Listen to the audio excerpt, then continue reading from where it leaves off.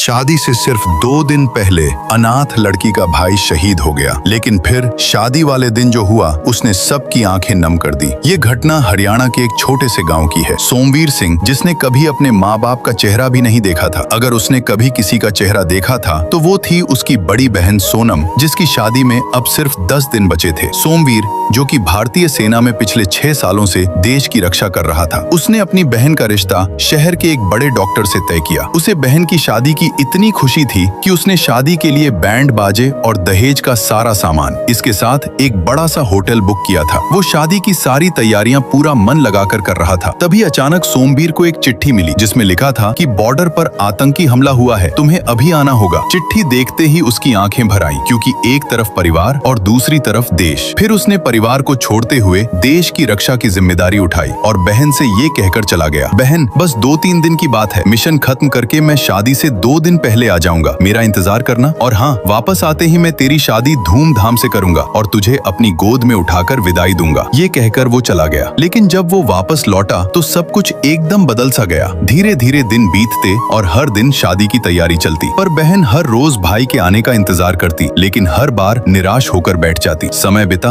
और अब सिर्फ 2 दिन बचे थे जब घर बारात आनी थी, लेकिन भाई का किया वादा अभी अधूरा था। जैसे तैसे ये दिन भी बीत गए और शादी का दिन आ गया। मेहमान और गांव के लोग तैयारी में लगे थे, लेकिन एक दिल जो भाई के आने का इंतजार कर रहा था, उसकी आंखें पल पल भाई को ढूंढ रही थी। फिर बारात भी आ गई और सभी रस्में खुशी खुशी चल रही थी, लेकिन भाई के घर न होने का एहसास बहन की आंखों में पल पल आंसू ला रहा था। फिर जयमाला होने के बाद जैसे ही फेरे पूरे हुए, तभी एक आवाज आई, जवान सोमवीर सिंह आए हैं। आवाज को सुनते ही बहन दौड़कर दरवाजे तक पहुंची, लेकिन उसने जो देखा, उसे देखकर वो जोर से चीखने चिल्लाने और बिलख बिलख कर रोने लगी, क्योंकि सामने शहीद सोमवीर सिंह का पार्थिव शरीर अपने कंधों लेकर हमारे देश के कुछ जवान खड़े थे। जहां कुछ समय पहले शहनाई और रस्में चल रही थी, वहां अब चीख पुकार और रोने की आवाज गूंज रही थी। जैसे तैसे ये पल बीता और शहीद को शहादत देने के बाद कन्यादान का समय आया। अब सवाल ये था कि कन्यादान करेगा कौन? फिर पंडित ने कहा, कन्यादान के लिए आगे आइए। सब लोग आपस में बातें कर रहे थे, ये रस्म